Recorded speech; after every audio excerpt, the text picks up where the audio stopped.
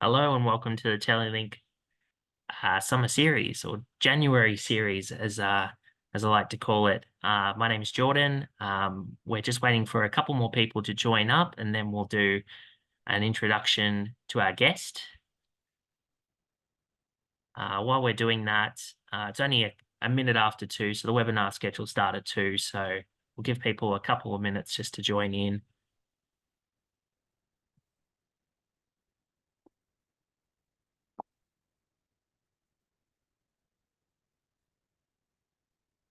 Okay, while we're waiting though, I'd like to start today's session with acknowledging the traditional owners of the many lands on which we meet today and pay my respects to elders past, present, and emerging.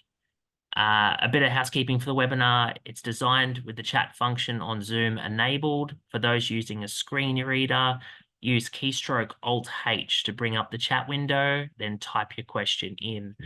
I will be getting to about the halfway point as well, and just reminding people once again what that keystroke is for those using screen readers. Once again, thank you all for joining us today. We've got a fascinating guest that I'm going to introduce shortly.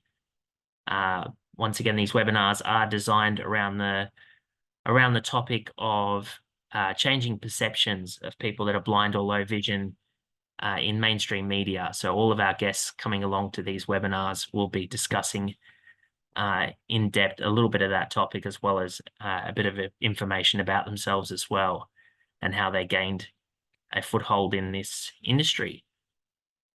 So without further ado, I'm going to introduce our guest at this time.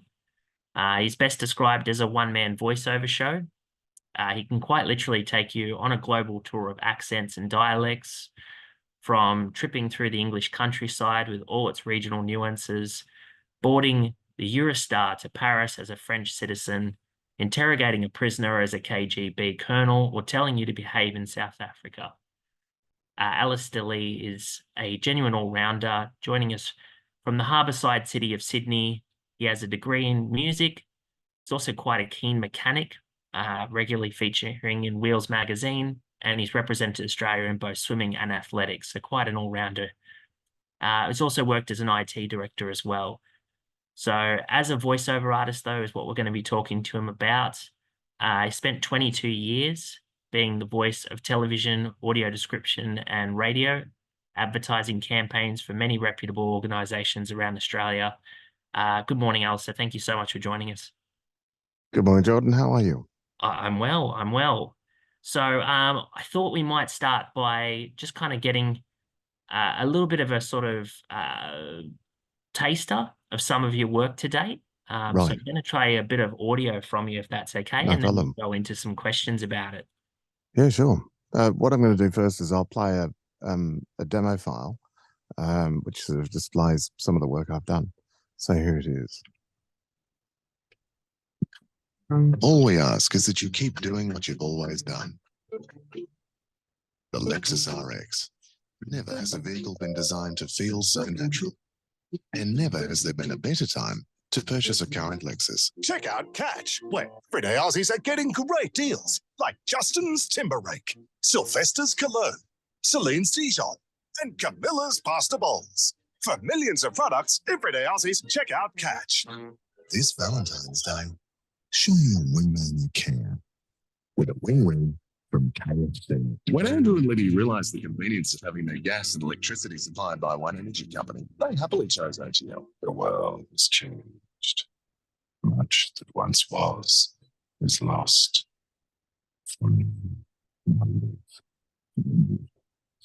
That tonight's talented, eclectic bunch of baking Brits are back. For a mad woman, you're doing well. With more conquests, catastrophes, cuddles and shakes, and crowd-pleasing, null-teasing, eye-watering bakes. There's some serious talent in that tent, isn't there? You'd eat it if you were given it. As a prisoner, maybe. As a prisoner, maybe. A new season of the Great British Bake Off starts next Tuesday, 8:30 on Lifestyle Food. Oh, Matt, it was really difficult. She lost her bloody carcass, then called me in a panic and still couldn't work out where her wallet was. And I said, darling, really, I can't help you find it. I just don't have the time. When you buy your new car, you'll be excited. When you find out RAA Finance has a limited time special rate, you'll be even more excited. Basically, the bottom just dropped out of the market. And we were left, with the drought being so bloody difficult, then with all the rain, it sort of got really quite tough. Harry Packard, it's been a great pleasure to do business with you all.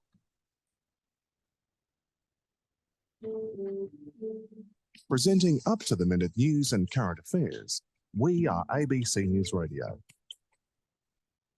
We draw from the ABC's worldwide partner network and expert teams of journalists right here at the ABC. On broadcast, streaming, and the ABC Listen app, ABC News Radio will keep you up to date. Know the story with ABC News Radio. Yeah, so that sort of gives you a little bit of an idea of some of the things I've done. It's so, like, speaking to you in depth, obviously prior to this webinar, it's so hard to believe that all of those voices are yours. Yeah, well, it's one of the things with voice work is that it's anonymous as well. I mean, I've done on-camera things too, but that's one of the things, and often people have no idea who you might be, and they don't connect that. And the funniest was, I did catch ads. It's probably one of the characters that I'm most well known for. And one of them popped up one day on television, and my little daughter pointed out and said, "Daddy," because she saw it. She didn't obviously see me on the ad, but she heard the ad on television, which was this one. Yeah. And here's a great all-rounder. He likes the Catch app to get anything he needs fast, like Brad's Pit, Brad's Mitt, Brad's Kit, and Brad's air freshener. Yes, for anything they need, everything Aussies, check out Catch. So that was So it's a very special job, I think, doing voiceovers, and also it's very you can read all sorts of different things. I mean, 1 minute you might be playing a character for something, the next you might have to do a serious medical read. It's a wonderfully diverse world, of different scripts you might read. So tell me a little bit about how you got interested in doing voiceover. Well, I was born, to give you sort of listeners a bit of context, I was born at 27 weeks gestation, so it's very premature. And I had quite a lot of comorbid disabilities, cerebral palsy, arthritis. I've got spinal issues now as I age. And I was always a mimic. I loved imitating accents and characters, and I was always listening to the radio. And as a child, I listened to a lot of Pickwick Telletales and Ladybird books. For those of your listeners who are similar age or older than me, they may remember those. And I was a voracious audio book listener, whether it was from Shivers Audio or Isis Audio in the UK, or from the what was the Royal Blind Society audiobook library. And I have an English family, and so I travelled a lot to England as a child. And when I'd finished school, a friend of mine who was an ABC producer for Australian Story said to me, "Look, you really should do something about this because you've clearly got a skill." And so she sent me off to a wonderful lady called Juliet Jordan, who runs a company called The Voice Business. And Juliet gave me some training about how the industry works. And then I went and made a demo. I think this is back in the late 90s, so a while ago. And I went to one of the top voice agencies, and amazingly, they listened to it and said, "Look, this is an amazing first go." And they took me on board and said, "Look, you need to work a little bit more on the demo, but come back to us," which I did. And I built up through that process some amazing relationships with a lot of Australia's, top voiceover artists who mentored me and became, very lovely friends over the years as well. So I was very, very fortunate in that regard. But that's how that journey sort of started, through uni, and then I went into the corporate sector, and I did voiceovers on the side, and then a while ago I decided to do that as a full-time job. So it must have been quite reaffirming, I suppose, when you were mimicking going through school and your friends were saying that you're great, to have somebody else come along after you've gone and done an audition to say pretty much the same thing. Were you a bit concerned that maybe your friends might have been being kind? Well, I think it is. It's to sit in a booth and have a microphone, and lots of us can sit and do it, to a table or mucking around doing it on our own. But when you're doing it professionally, it's a very, very different kettle of fish. You need to be able to listen carefully, to instruction if you're working with a producer, an audio engineer, and a client. And there's an element of professionalism you have to take on board, and also it can be quite high pressure depending on what you're doing. And so there's a big jump between doing it for a bit of fun and doing it at a professional level. Absolutely. So you were somewhat privileged to work with some of your idols growing up as you first got started in the industry. Yeah, well, yeah. So to be guided, and I can remember a wonderful friend of mine who's sadly passed away last year, Paul Johnstone, taught me how to speed read because I could read slowly. And a lot of people with Braille, because I use full-size Braille sheets, so I've got some nerve damage in my fingers, so I don't use a Braille display. Yeah. And I couldn't read fast enough. And for some of those reads that you might have heard, they're read at very, very high speed. So you need to be able to read very accurately and aloud and in different types of voices at the same time. So he taught me how to speed read. And then the problem was I started to read too fast. So I'd skip words. So I've been very, very lucky in that I've been mentored by, some wonderful people in the voice industry. And I'm represented by the wonderful RMK Voice Productions, who originally, years before I joined, they had a blind fellow by the name of Matthew Ponsonby, who was with them for a long time. And Matt also mentored me from when I was very young. So he said, look, this is definitely a career path for you. So, that helped. But it is a tough career path to get through. There's no doubt about that. It's not an easy one.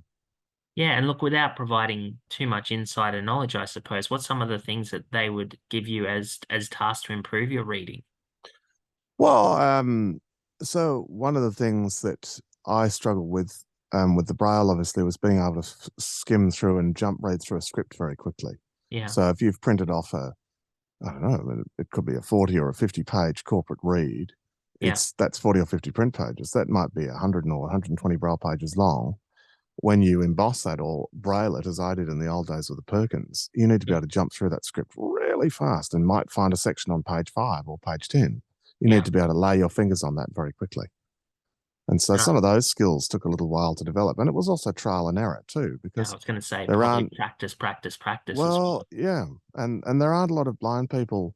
There's only a handful of us in the world. And I say blind in the sense of totally blind versus visually impaired. I mean, there's several in the US, there's one in the UK, and I'm, to my knowledge, and I say this, carefully, I am the only totally blind, professionally represented voiceover in Australia. So no one else does what I do here with a recording studio and Braille as a full-time job. So you've already touched on, obviously, the interest in music as well as part of your training. Well, I've touched on it, should I say. As part of your training, you did a degree in music. Yeah. What sort of other study or training did you partake in to sort of prepare you for this sort of line of work? Well, I did quite a few acting courses at the Australian Theatre for Young People, which was a wonderful way to learn. One of the challenges for blind people particularly, and is, when we're watching a film or listening to a film, I should say, we don't get any input as to what someone's doing on screen. So body language or postures and things like that. And so I learned quite a lot about how that works and impacts voice as well. Obviously doing voiceovers, it is completely voice centric. So there's less of those sort of elements because it's literally just focusing on your voice as opposed to being on camera. So in terms of having a musical ability, the one thing that's allowed me to do as a good VO is to listen very carefully to instructions. So because I've got perfect or absolute pitch, if someone's had me do a take for a read, for example, if I'm doing like a radio ad for JCar or, a television ad for, Catch or, whoever the client might be, or Lexus or Mercedes-Benz or Qantas or whatever it is, it means that if I had to do what's called a pickup, which is where they might ring me or my agent and say, oh, Al, can you just come back in and re-record this line or this paragraph?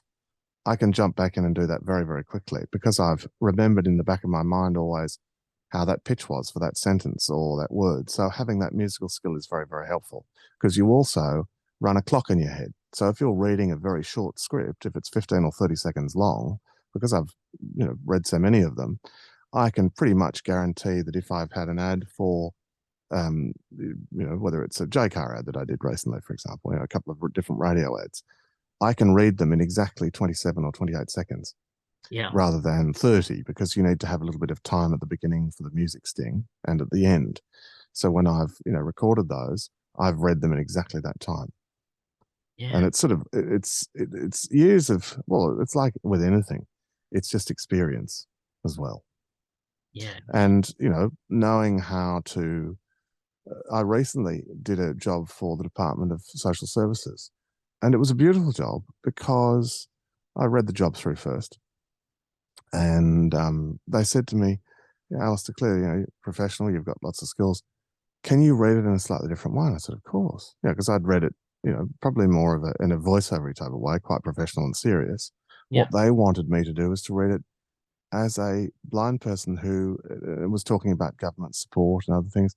And I said, of course I can. And so I did. And it made the read completely different. Yeah. Because it makes it more personal. Yeah. But Definitely. that's why being able to listen to getting those balances of what the client wants. And sometimes they're not always sure of how they want something to sound. So you might have an advertising executive saying, oh, we want it to sound like this. And then you have a producer and an audio engineer saying, no, it actually needs to sound like this. So it's a matter of threading the needle to get that fine balance of delivery as well. And I imagine like dealing with what you call conflicting sort of priorities as well with the different people in different roles as well might be something that you probably had to learn over time as well. Yeah, you do, because you work with lots of different people. And so, the most important thing is that you try and give them what they need, which is, you get the job done as quickly and as efficiently as you can and make sure that it's what the client's asked for. And different jobs require different skill sets. I've voiced Peppa Pig voiceovers for, I did Grandpa Pig for a couple of years for people who were doing the stage shows in Asia. And so I had to do a session once for 6 hours doing Grandpa Pig, hello, George, for 6 hours, and I had to do singing with it. That was one of the toughest ones I've ever done because it was just 6 hours straight. It was exhausting, but it was wonderful as well because you got to do all these different things. So obviously you take us around the world with your different accents, despite, not leaving your chair there in Sydney. Have you traveled around a little bit to pick up some of these different accents, or was that I something did. you picked up representing I Australia traveled a lot as a child. I went through England and Europe, and then I went to America. I've traveled to America a few times. I've been quite fortunate having traveled overseas quite a bit. And of course, as one all do, I watch, television and documentaries, and I've worked with lots of people from different backgrounds. So you become a bit of a sponge for listening. And I worked in my corporate life. I worked with a lady who had the most wonderfully broad Belfast accent, for example. So, how are you going? What time is it this morning? Have you got the printer working over on that side of the office? So you'd listen to her and you'd sit there, and it was just wonderful because you could hear what she was talking about. And we'll change it to be more Southern Irish. No, it's a wonderful mod. So we'll go back to the north. It's a bit more aggressive, and the intonation is quite different. So you can change it to, I went to Johannesburg and played cricket for a while. So you learn basically to flick between each one of them like this. Yeah. So we'll go back to normal, and but if you're playing characters and things, you need to be able to be very accurate as well. For example, I made 2 mistakes in that South African little voice I did for you there. So I just picked it up in my head. I went, oh, yeah, 2 little errors there. And that's the thing. You've got to be really, really on the game to the fact that they need to be dead accurate. Yeah. Yeah. And if they're not, that involves a retake, or can it involve you losing a contract? Like what's the level of risk involved with getting it wrong here and there? Well, it normally, if you're being booked to do something, for example, with Catch, I auditioned for that, and sometimes work you do auditions. And Catch picked me in the end because when I auditioned for them, I tried a whole different range of English accents till I got the sound they wanted. And my great aunt, who is still alive at 99, which is just about to turn 99, has what's called the most beautiful home counties English accent. So it's quite, hello there, boy, what's going on here? So I used that to get the Catch voice and made it very much everything else is. Check out Catch with a little bit of Australian. And so I used Auntie Joan there as a bit of a template, and then sort of changed it fractionally, put a bit more Australian in so it wasn't completely English. And they loved it. And they were like, wow, this is fantastic. So that's what we'll use. So yeah. So did traveling around representing Australia in the different sports that you also did as well, did that also play a part in that worldliness that you appear to have? Or Not really, because I did most of my stuff in Australia. okay, So and I was a teenager at that stage, so it sort of wasn't as relevant to my vocation as it is now. I think also having had a fairly broad life experience and a fairly diverse range of interests as well, probably contributes to that because I'm a voracious reader of, whether it's politics or news and current affairs, and various other topics. And so that allows me to have a fairly good, as many blind people do, because we're words based. yeah, I have a fairly good vocabulary, and that's useful when you're reading, different jobs. I can remember doing a medical read, and some of the words, my golly, were really complex. I had to ring two chemists and two different doctors to get all the right different pronunciations of yeah, these yeah, medical things. So it can, you've got to be on your game with some of those because you might have and that's the other thing, reading subjects that you have no knowledge about. So I might go and read, a script for a client about hydro or, something to do with engineering. Now, I'm not an engineer. I have an interest in mechanical things and how things are designed and built, but I'm not a qualified engineer. And when you start reading things about engineering products, so you've got to, that's the trick in reading it as though you understand it too. And that's where, having read a lot of things in my lifetime, that sort of helps as well. Reading a lot is a good thing to be able to do. So we've got a question through here from Shelley Yep. regarding have you written jingles? Advertising jingles. Yes. No, I haven't. It's something that I've toyed with at different stages, but being a father to two kids at the moment and renovating a house as well, and just trying to keep, as everyone is trying to keep one head above water, I just haven't had time. But it's certainly something I've thought about. Yeah, But I think imagine. with the advent of AI and various other things, it can become, that's going to change a lot, I think, of how productions and things are done. But it's certainly something I've thought about, yeah. Well, we are going to cover a bit off with AI, so we're Mm, going to get to that question that I sort of posed at the start of the webinar, and I'll be posing to all of our guests. Uh, in the way of disability representation in mainstream mm, media, yep. can you tell us a little bit about with your sight loss? Well, you were born with sight loss, weren't you? Well, I was sighted for about half a second, I think, and Half then a the second, oxygen that I was given with that prematurity cause, I don't know what the right word is now. I probably got the out of date one: retrolateral fibroplasia or retinopathy prematurity. I think they're the same thing.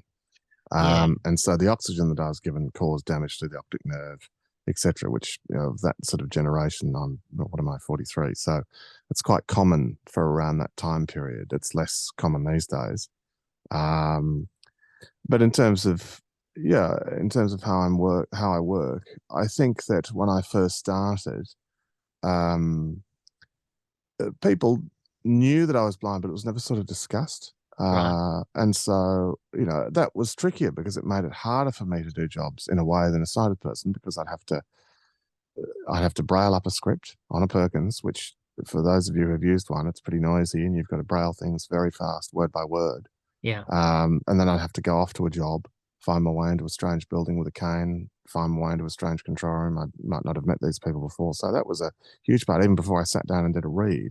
yeah, I think now in 2023 or 2024, there is far more acceptance of inclusivity and disability and inclusion.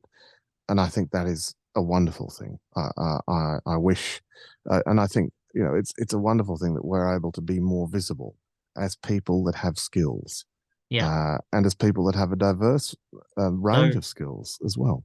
did you find that on your sort of first audition walking in to have, well, I'm describing a rather typical situation where you go in for an interview for a job or something like Mm. that. Imagine an audition that you got for voiceover work might have worked the same way. How did you find that Yeah, first one? look, I surprised a few people, and once I'd sort of built up my profile, people tended to.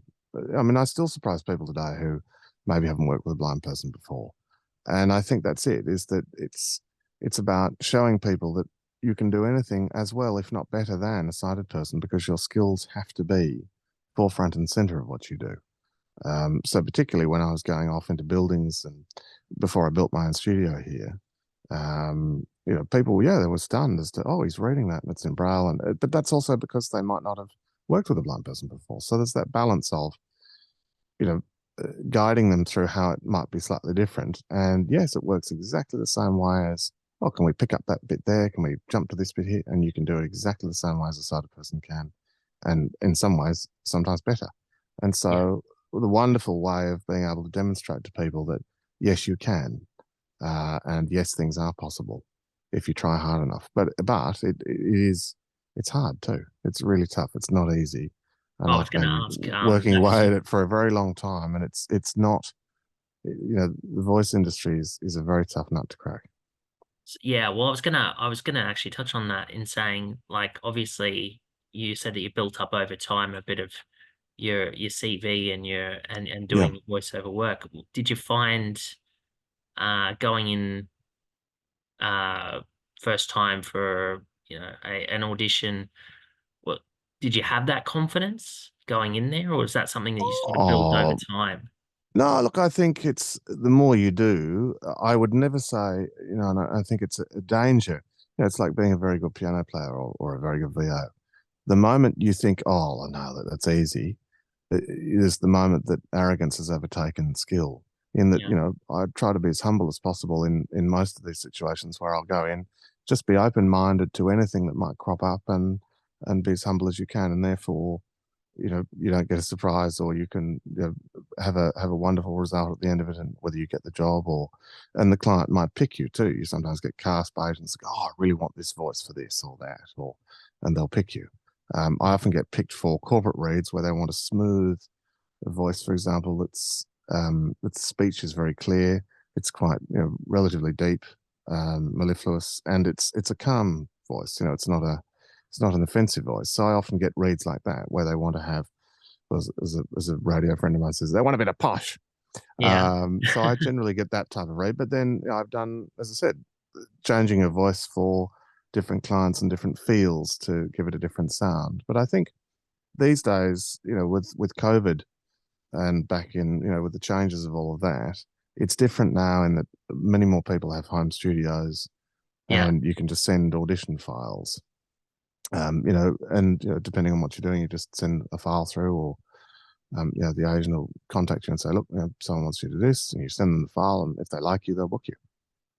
And that's it. That's it. Yeah. And it's a competition as well. You have no idea who you're up against, and the voiceover market has. When I first started, it was a little bit smaller and probably more concentrated. It's now changed. A lot more actors do it. The industry itself has changed a lot as well, as are many industries these days. So it's I think almost now much harder in some ways, because you've got to have a point of differentiation to you, and therefore the disability, coming back to your question before, disability now is less of a concern, and I actually think in some ways it's a point of difference. We as blind people can say, look, things are possible. There are blind chefs who have been on cooking shows. There are some amazing people, and I sit there in awe of what all these people do. It's extraordinary. And I'm just little old me doing my thing, and that's it. And I think that's the lovely thing, is that being a blind VO, it shouldn't necessarily be, I'm blind and I'm a voiceover artist. It's really, the first point should be, it's actually your skill. And then the part, oh, they're blind as well. That's sort of all the throwaway line, I think. So it's a delicate balance again to find. Yeah, definitely. I had the privilege of getting the opportunity to speak to Christine Ha, who was on, she won she was the first blind or low vision person to win MasterChef over in Australia. I think she's amazing. Absolutely she amazing. is. I just But think that's so cool. Now that you've mentioned her, she had a whole process for how she would deal with difficult questions and rejections when she went for the audition. She had like a whole sort of Q&A and she's a very prepared lady, actually. She has like spreadsheets for spreadsheets, which is why cooking is so unusual that she's so talented at that, because she does have the opportunity to work off the cuff, but more often than not, she would plan for everything.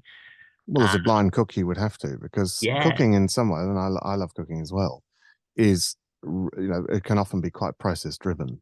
So it Yes. doesn't surprise me at all. One of the things I found recently, just slight divergence there for you, but in setting up we bought a house a year ago and we've been renovating it to move into, is finding accessible kitchen appliances. Yeah. Being a person that's very interested in technology, one of the things I didn't want to do was have something that I always had to use a phone and control through an app. I wanted something with dials, because is the tech controlling you or are you controlling it? So I had to go to a couple of different places to find ovens, for example, that have proper push knobs and dials. Yeah. I went back to a gas stove, which I know sounds counterproductive, but I couldn't get because I love, if I'm cooking, I might have 2 or 3 different pots on at once. I've got camping stoves that are gas. I've got a Weber that's gas. It's just easier. I found tempered stoves with a flat top are dangerous because you've got no idea where the pot is. And induction stoves, whilst they're fine and they will improve accessibility, and I think eventually we'll all switch to them, I went back to gas because it was just simple and I could operate it. Yeah. But finding a stove that had big knobs and dials that I knew that if I set it to 4 o'clock by sound or feel, that it would be at that temperature. So I didn't have to pull my phone out of my pocket all the time. That was quite an interesting challenge. Finding something that doesn't use a touchscreen, that's a washing machine, that's still got a dial. Yeah. That was quite hard. It's, people don't think about how that not only is difficult for blind people, but also if you're an older person with poor motor skills, having a screen to always use rather than buttons is actually much harder. And if you look at machines and devices that are repaired, often the failure rates in those machines are due to PCB boards and bad, contacts with screens. Yeah. Same thing in vehicles with touch screens failing rather than having buttons. People are taking their eyes off the road. Absolutely, yeah. Yeah. And the question often gets asked as well, I mean, is it progression for progression's sake too? Some of this, some of the tech that does come exactly. out as well. Or are we making, my camping fridges just have basic dials. You can buy them now. They can link to your phone, and yes, sure, they're lovely to use, but they also are more complicated and are more prone to break down. So my old Engel has just got a dial-based knob. I turn it to 3 o'clock and I know that it's at -4 degrees or whatever the case may be. So we've managed to go on our first tangent, so that's good. I think my wife would say that I go on lots of them, and that's I think we've done well. Having previous conversations where we've gone off on like 8 or 9 tangents, I think we're doing pretty well. Yeah. Well, So we're at the halfway point. Just to remind people that we do want your questions coming through. Absolutely. If you have any questions for Alistair, once again, if you are using a screen reader, you are using the chat function by using keystroke Alt-H to bring up your chat window and then typing your question in for us, and we'll relay it to our guest. So Alistair, getting back onto obviously the voiceover work,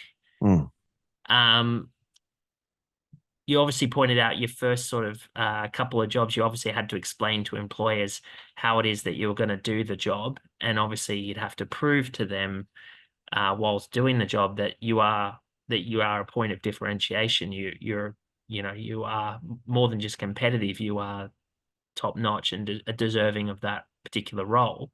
Did you ever come across any kind of teething issues with any of the technology or anything that you struggled with? Absolutely. Braille got jammed once as I was trying to go to a job. I got lost trying to find my way into a building. Oh gosh, could give you all sorts of things like that. And I put it down to, life experience and learning. And that's where, as I said, what used to go on before I'd go into a job, there was so much, different levels of stress trying to navigate busy streets, find cabs. This is pre the days of smartphones. So, even having smartphones these days, it can drive you nuts when they don't work. But yeah, it's to show people that you are just as good, but do it in a way that doesn't make it, well, in those days, at that point, that didn't make it too much about your disability because you sort of wanted to keep it under the radar. Nowadays, I've done little posts on LinkedIn where I've, driven my wife's car and then, had a thing on a sort of a rolling road so that it looked like I was driving it, to actually point out that blind people can and do lots of things that are a little bit different. And setting up recording studios, that was a huge challenge for us here because there weren't any other blind people in Australia. There's lots of other people that run recording studios around the world, Yeah. but no one was sort of doing the voiceover stuff necessarily that I was doing. And so that was quite hard. So I had to go through quite a lot of challenges in setting it up, and it's quite expensive because I wanted to have good audio equipment to make sure that clients got the best sound. Once But then, again, Source Connect, which is a piece of software that a lot of VOs use to connect to studios remotely, it's like Skype on steroids. So I, use it every day, often, and that wasn't accessible. So I had to go and find a scripting specialist to write some JAWS scripts for me, and it cost quite a little bit of money to do that, to make that accessible. And to my knowledge, at this point, still, I'm the only person in the world that's been able to make Source Connect accessible on a PC, because I went away from a Mac because I found their accessibility was deteriorating. But yeah, I mean, getting that all working has been massive because we need to make it tactile so I can reach out and turn dials. And there's quite a lot of equipment in here. I've got several different microphones, different preamps, and fairly high-end audio monitoring speakers, and a little mixing desk. So making all of that work whilst you get a job come in, you print it off, you do the read, you're recording it, and you're running the sound gear at the same time. It's a lot. But if you've got all the equipment working seamlessly, then for the client, it doesn't make the slightest bit of difference. It is just the same as working with anybody. Yeah. But yeah, it's been a massive learning curve getting all this to work, that's for sure. Yeah, And making it work seamlessly in a way that I could have it work so that if I had, say, a level, for example, on an audio level go up too high, I could reach out very fast and turn a dial because I've got JAWS running. And I didn't want JAWS yabbering in my ears at the same time as a client might be talking. So being able to reach out and flick a dial and look at it physically is much faster because you can just go, oh, there it is. So you're not relying on your music software to do that, or recording software at the same time. So it's a combination of those things. So But yeah, I saw that someone had put a question up. Yep. Yes. So we've got a question from Rory here.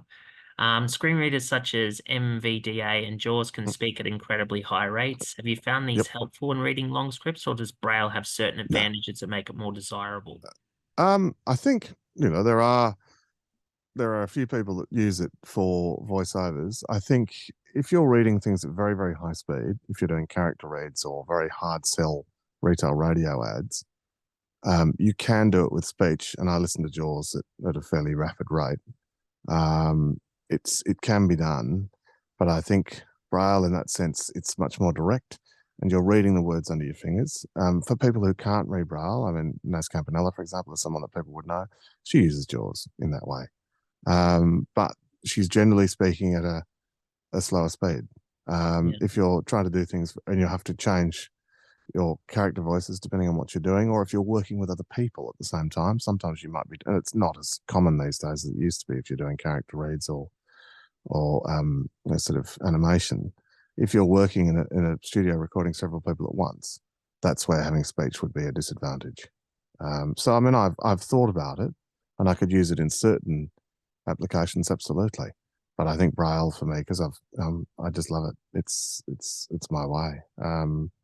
I've looked at using Braille displays, but the pins rattle because I have to press my fingers down fairly hard on the Braille because I've had some nerve damage in my spine.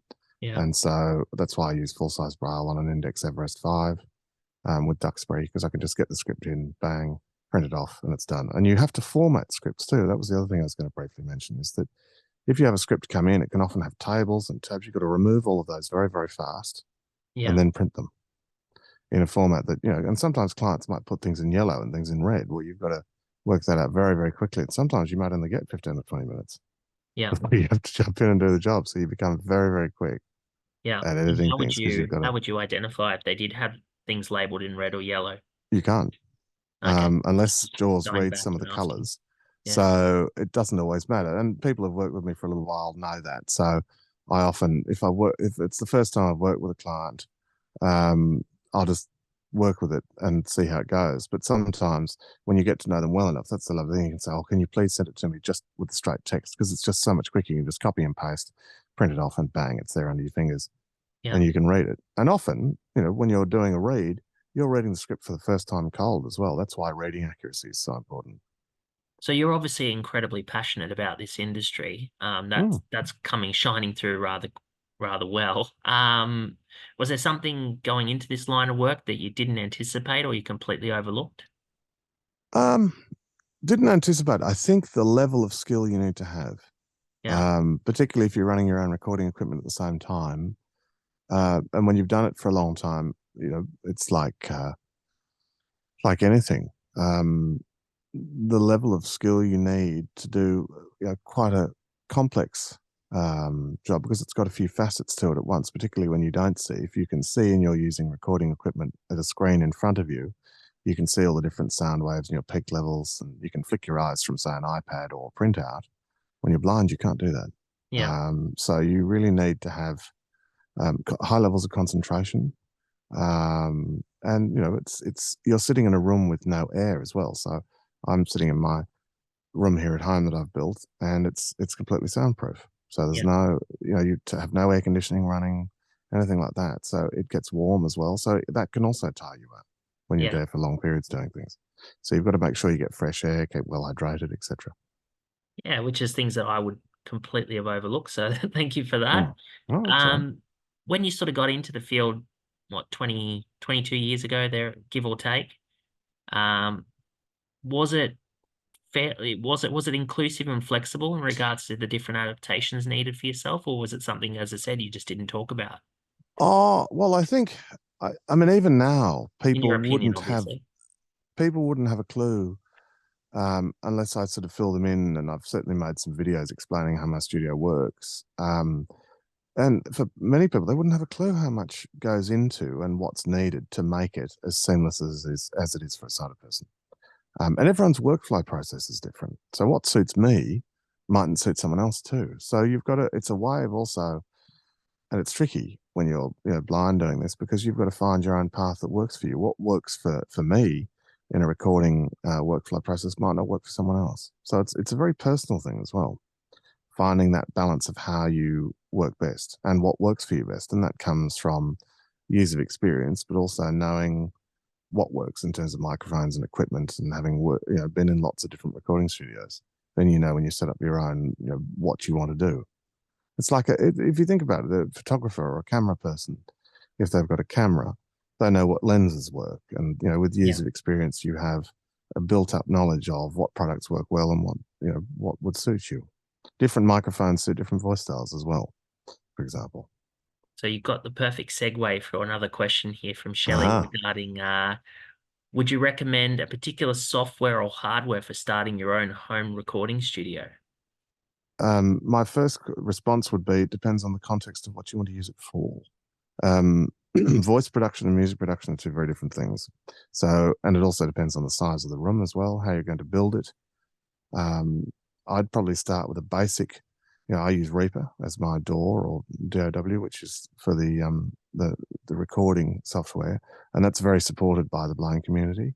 You can use Flow Tools, which runs under Pro Tools, and that's sort of the Mac industry standard a lot of recording studios use. There's Twisted Wave. There's a few other different. There's Gold Wave. There's Audacity. Reaper's a good one. If you want something with built-in accessibility for screen readers that it's got scripts, then that's the one I'd use. And in terms of what equipment you have then added to it, it really depends on what you need and what you want to use it for. Whether it's, if it's just for having fun and not doing it in a professional sense, you won't need too much equipment. If you're using it in a professional capacity, then that changes it completely. You Yes. need a very good internet connection, for example. Yeah.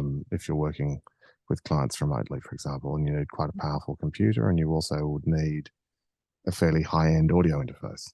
If your mine runs all of my sound equipment, and that was one of the challenges I found when setting it up. I had one that I'd picked that mainly a lot of the industry people use, and it wasn't too expensive, but we found it couldn't run everything stably enough. So I then had to go out and buy another one at vast expense and program the entire thing, have someone program it so that I could operate it, because it wasn't, it was stable enough to run all the bits of equipment that I've got attached to it. Yeah. So look, having a bit of a look at your setup as well. You've got multiple microphones around the place as well. Yeah, So I have. I So imagine that would also be sorry. quite important for your voiceover. Well, it depends what you're doing. I was very lucky when I built my studio. I was able to put relatively high-end gear in it, and it really comes back to budget because I needed it for work purposes, and I wanted to make sure that the microphones worked well. So, for those of a technical bent, I've got a Neumann U87, which I think is probably one of the top end microphones. If you go into any big high end studios, that's what they use.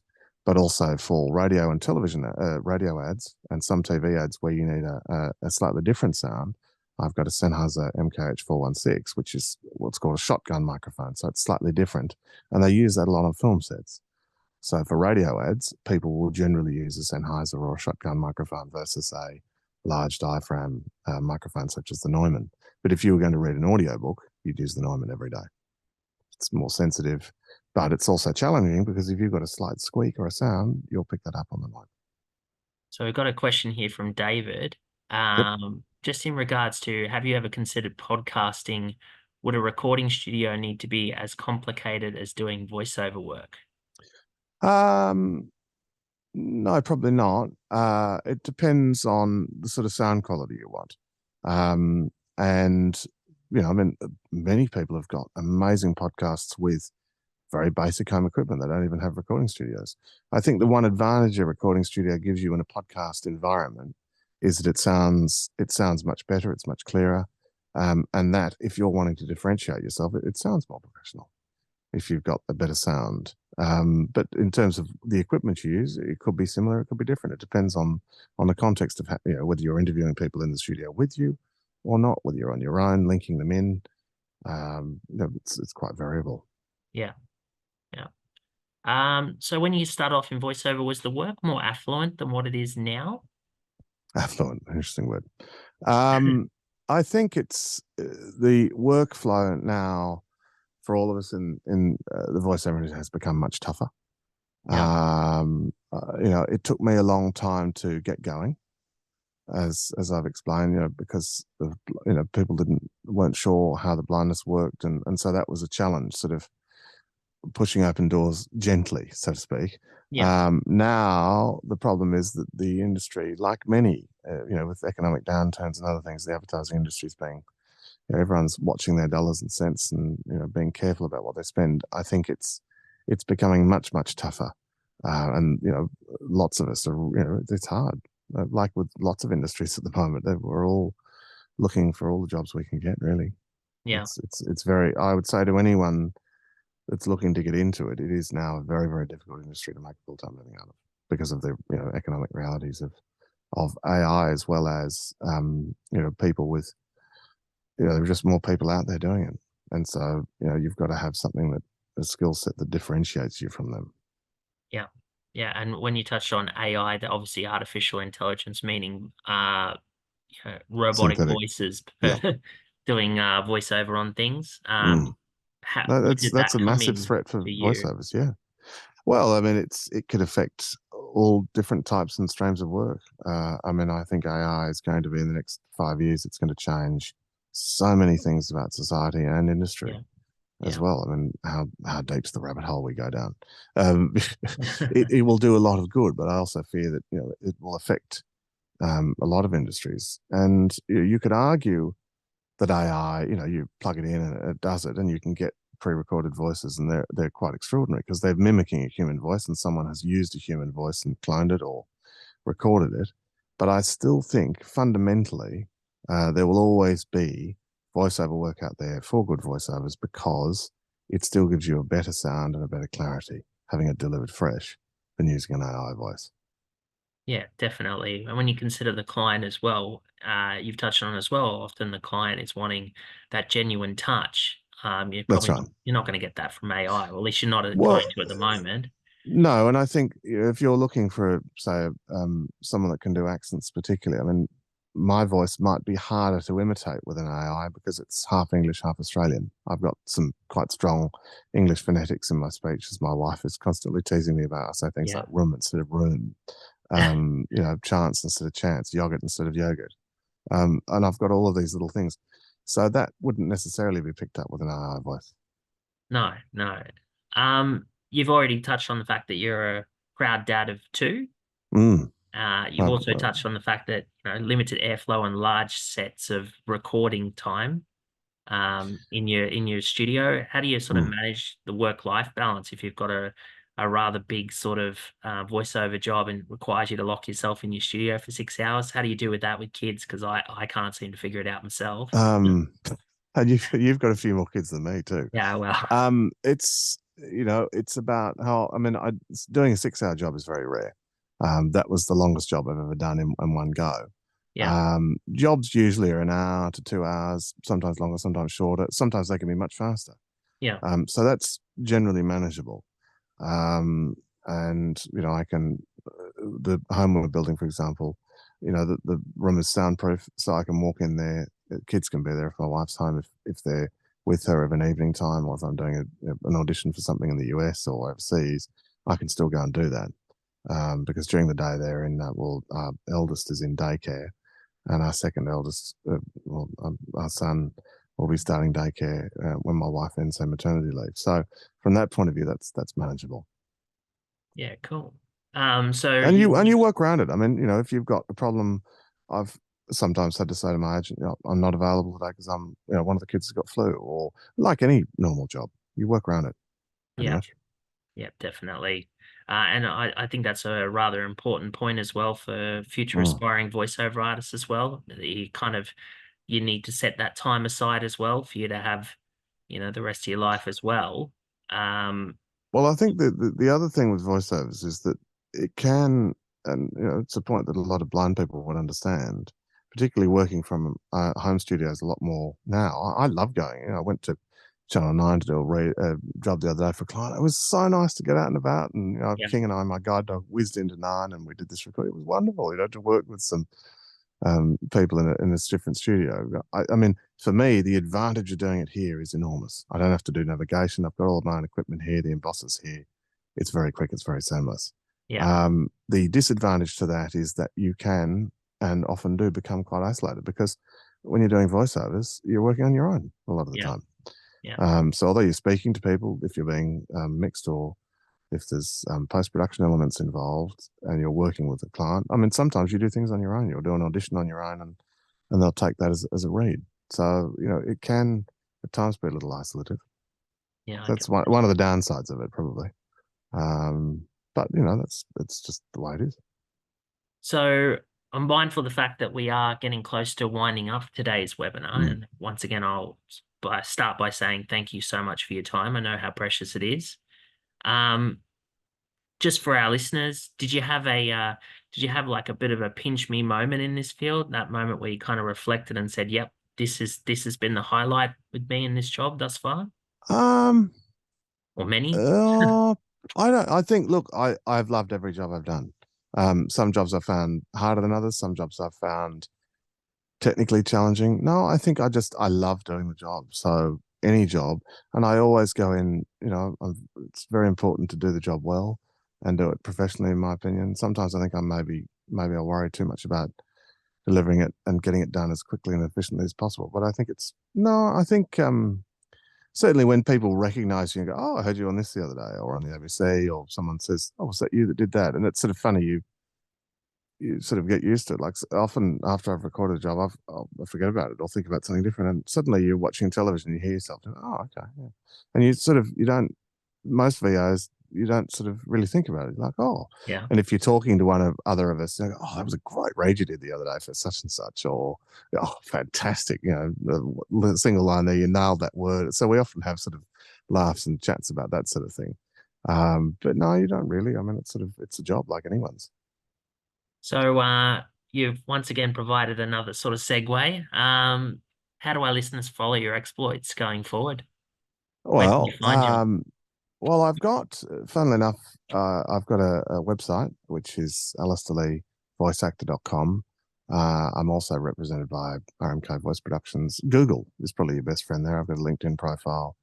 Facebook is I do use Facebook a little bit, but and maybe some of your listeners can help me here. The m.facebook.com lovely old version that I used to use is now no longer accessible. So I've got to find a way of making it work better, because it's, in the last month, has not been very easy to use at all.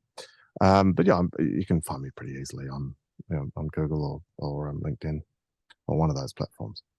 Any exciting projects you've got coming up in the next 12 months that our listeners might be interested in keeping an eye out for? Well, there's one actually that's come up. I've just done a couple of character voices for it's a film, but it's not. It's done with sound, so it's what I would describe as a pictureless film. And it's on. I think I've sent you through the details there. Yeah. And so I did a couple of different voiceovers for that, and it's been done to help raise money for BCA, but it's in conjunction with Westpac and a MasterCard. Yeah. And it's a film that's been made exclusively with people with disabilities, and there are no pictures in it, so it's designed really for the blind to go on an immersive experience. Yeah. Yeah. So you can probably put the link up in I can definitely share that around with our listeners. It's going to be but at that the might Open be Air interesting for Cinema people to in see Sydney. because Yeah. it's a exclusively made with the disabled cast, which I think is absolutely wonderful. Yeah. I've enjoyed. I think that's the other thing is in the last couple of years I've really enjoyed doing jobs that involve disability, whether it's doing things for Human Rights Commission, guide dogs, audio description for them, Hire Up, which is a service provider for the NDIS, Mabel. It's lovely to be able to do that because that involves our world as such. Yeah. And creating further visibility as well. Yeah, absolutely. Which is, as you said, something that often got overlooked when you first started this. So it's kind of come full circle. I think so, and I think also it's about changing perceptions. And I think moving forwards in advertising, it's very, very important that companies look to be more inclusive. Dylan Alcott's Foundation Initiative 2020 is doing some wonderful things. It's one of my goals in the next month is to try and have a meeting with them because it's about changing the discourse around disability, particularly in the media industry, and using. There's so many people with so much talent there that can be utilized well by both PR companies, advertising agencies, and film and television companies. Yeah, definitely, and a great way to end the webinar. Thank you so much for your time, Alistair. It's been a blast. You're very welcome. And I'm sure our listener will start getting emails pretty quickly saying how much they enjoyed it. So I'll share those along. Once again, Alistair, thank you so much for your time. It's been no problem. It's been a pleasure, and I hope that people were able to learn something interesting or take away something that can maybe help or do something to change improve accessibility for us all. It's a very important thing. Perfect. Okay. Well, once again, I'll end the webinar there. But once again, to our listeners, thank you for coming along as well. We've got one more week until we've got another one of these webinars. So keep an eye out for that. That will be Stephanie Green, who'll be joining us from New Zealand, who's a blind author, best-selling author. So it'd be very interesting to hear her take. Once again, Alistair, thanks for your time, and I'll end the webinar there.